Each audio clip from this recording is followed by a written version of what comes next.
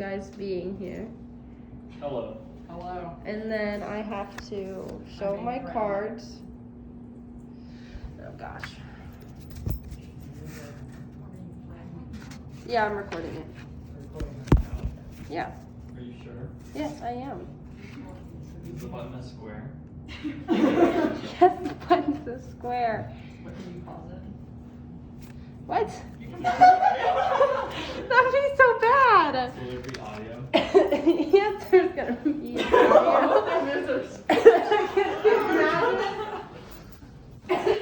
You're in charge of the timer. Why doesn't it start? Because it's on Google. Okay, are you ready? Yeah, I guess. Alright, I'm gonna, as soon as the button is,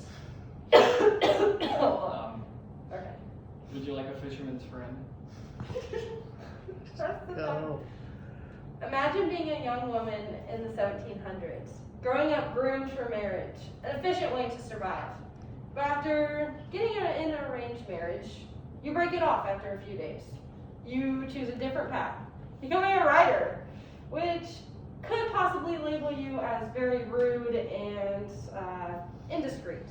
But Jane Austen didn't release her name, so she didn't have to deal with any of that criticism.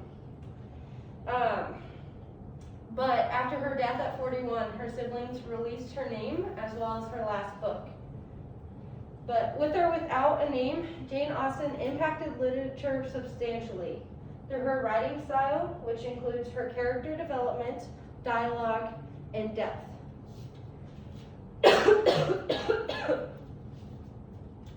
Her characters that she developed were like none other. No one had gone through the depth of creating such characters like Jane Austen had. She made them relatable, gave them flaws, strength, and even gave them a ton of drama, made them ridiculous, and made them very unique so that everyone that would be able to relate to them. She also did this through dialogue. So a lot of her books include a lot of dialogue, which helps form the characters through the conversations that they have with other characters.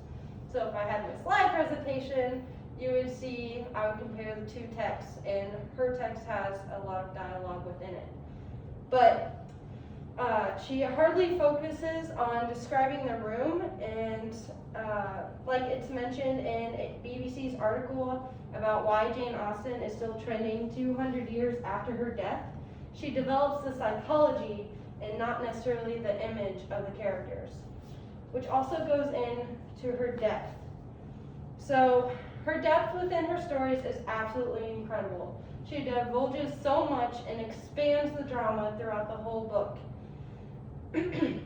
You're able to pick up a new detail every single time, because there's layers upon layers upon layers within her stories.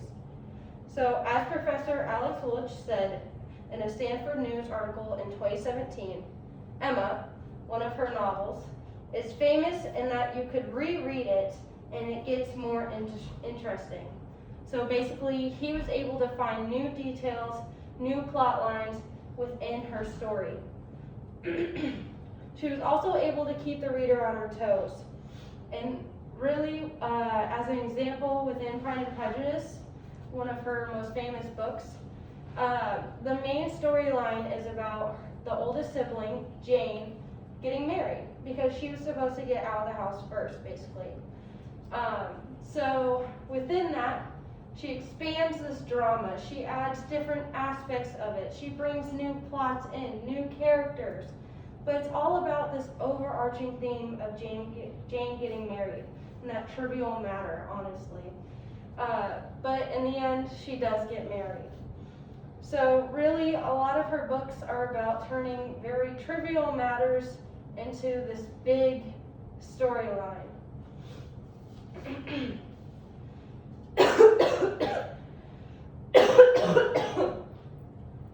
In conclusion, if you're an avid reader or have read any fiction book at all, you have seen her impact. She introduced a whole new form of storytelling that took the world by storm and has impacted literature substantially. Thank you.